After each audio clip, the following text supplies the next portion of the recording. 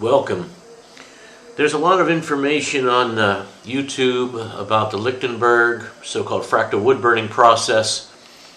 Most of the videos, in fact all at this point, it's February 3rd, 2024. I've looked at a lot of them, many, and have been watching these for a good 2 months just to find a good one. All of them are either incomplete or do not cover all aspects required to understand a little bit what kind of safety precautions will work and why. And that's the object of this.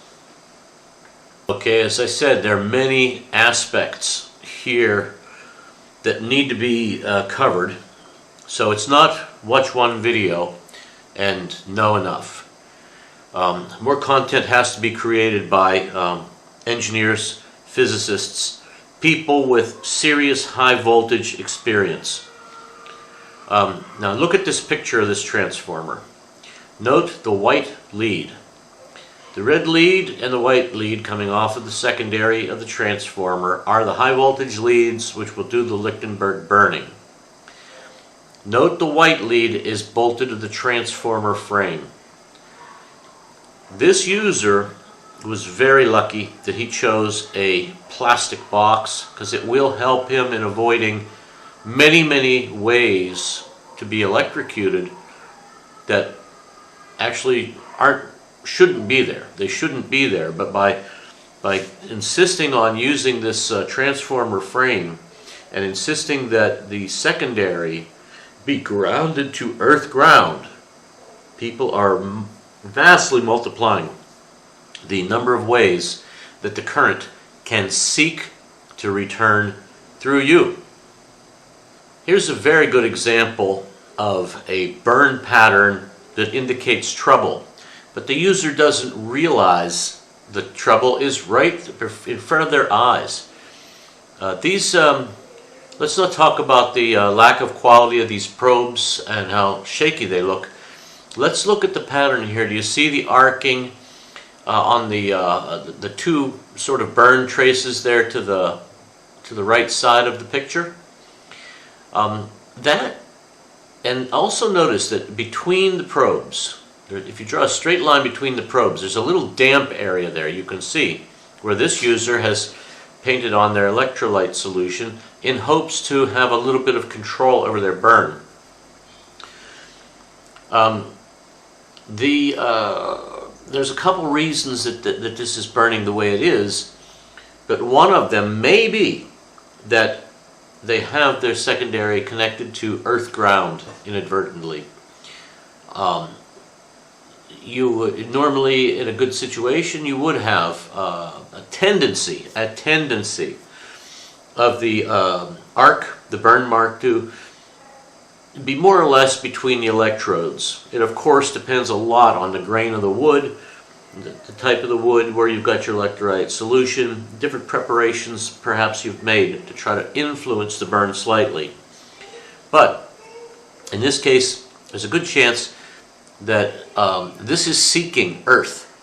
The white lead there, the lead on the right, the burn is seeking earth, because the lead on the left is actually inadvertently connected to earth ground. Okay, here's what I mean in schematic form. This is a very bad current path that you notice the orange line is the current return path. On the transformer, it's not just pushing current out terminal A, it's pulling it in on terminal B. Of course, this push-pull oscillates at 60 cycles or 50 cycles in Europe. But the point is, terminal B is trying to pull electrons back home just as hard as terminal A is trying to push them out. So, if you notice, and think back to that transformer just a second ago. Let me pause this. Let's go ahead and pull that up. Okay, note that white wire. The frame of this transformer, anything connected to the frame of this transformer, is attracting the electrons that are leaving through the red lead. Now let's go back to our schematic for a second. Okay, right above our operator's head there on this schematic, we see the earth ground connected to terminal B on the secondary, the other terminal on the secondary. That earth ground, in the previous example with the plastic box, has a much less likely chance to be connected to earth ground, where earth ground comes into our device on the power plug. Now, if this user has made the erroneous assumption that connecting earth ground to terminal B would be good for them, they're dead wrong. Dead wrong. Because terminal B is connected to earth ground here, it attracts the current leaving terminal A through any possible pathway, which means if your burn is going a little bit sour, or depending on how your electrolyte solution is, all kinds of parameters that we need to get out on the table here, out in the open, it will be pulled back potentially through you, because you're standing on earth, and if you are in the vicinity, or if there's any path between the workpiece and you standing on the earth is actually your enemy in this case. So shout out to insulating boots and so forth, but eliminating that earth ground it's a must do. Okay, this is an improved situation. We've eliminated the chassis ground. We've concentrated our energy on the quality of the insulation from the secondary to the workpiece, meaning it's mechanically sound, it's rated for the application. In this case, it should be at least 5,000 volts of wire. It does not have to be the heavy gauge wires like in booster cables, jumper cables. In fact, they're very, very bad because those cheap plastic insulations have no ratings, no guarantee whatsoever. They're running at, they might be good for 600 volts on a good day, but a little bit of abuse and these lousy plastic insulators break down. So no jumper cables.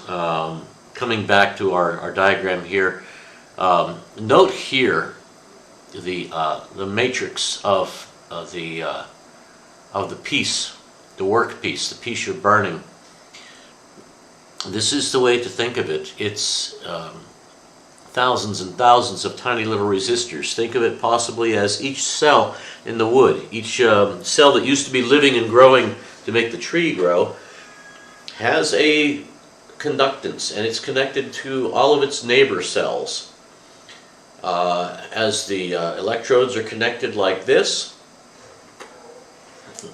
current will flow in every cell in your workpiece, but much more current will flow in the cells of low resistance that are closer to the path. So you can think it is possible to get a little bit of control on the burn with very careful application of the electrolyte and possibly with some kind of treatment of the wood. So that's a technique thing. It doesn't directly affect your safety, but it affects the artistry of it. But understanding this model will help you to think about the burn a little bit, how it might go for you. Now notice in this case, as soon as one of these resistors burns out, in other words, the path of least resistance from one terminal to the other terminal, probe, will immediately cause some of these resistors to burn out. When it does, it will find alternate pathways. It will find the next least path of least resistance, the next least resistance path, and burn that one out. And that process continues and continues and continues, and the arcing pattern that you see, the hunting, the seeking, if you will, of the current to get from terminal A to terminal B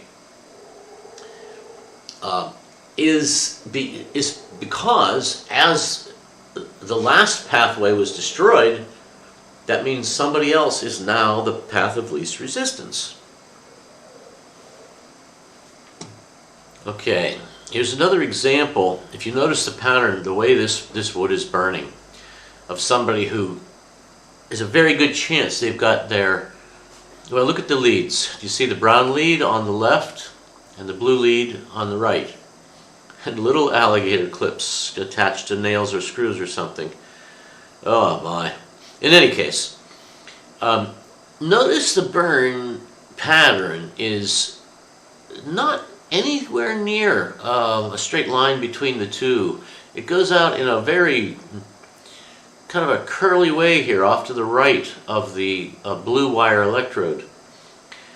That is a sign that it's possible this board is experiencing leakage currents and that their hardware is that variety of hardware where one of the leads is attached to earth ground. Now, if I'm seeing this color correctly, the lead on the left side there looks like a brown wire on that alligator clip. My guess is that that one is connected to neutral, or excuse me, to earth ground, So, and there's also another path to earth ground here, somewhere under the board.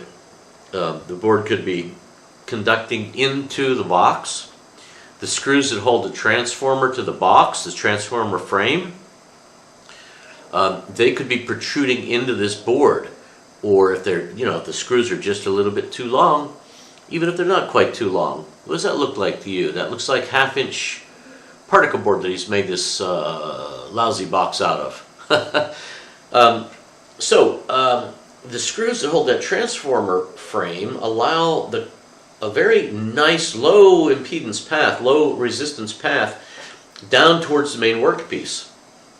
So he may well indeed be burning under his Lichtenberg box, finding some pathways within the wood, not on the surface.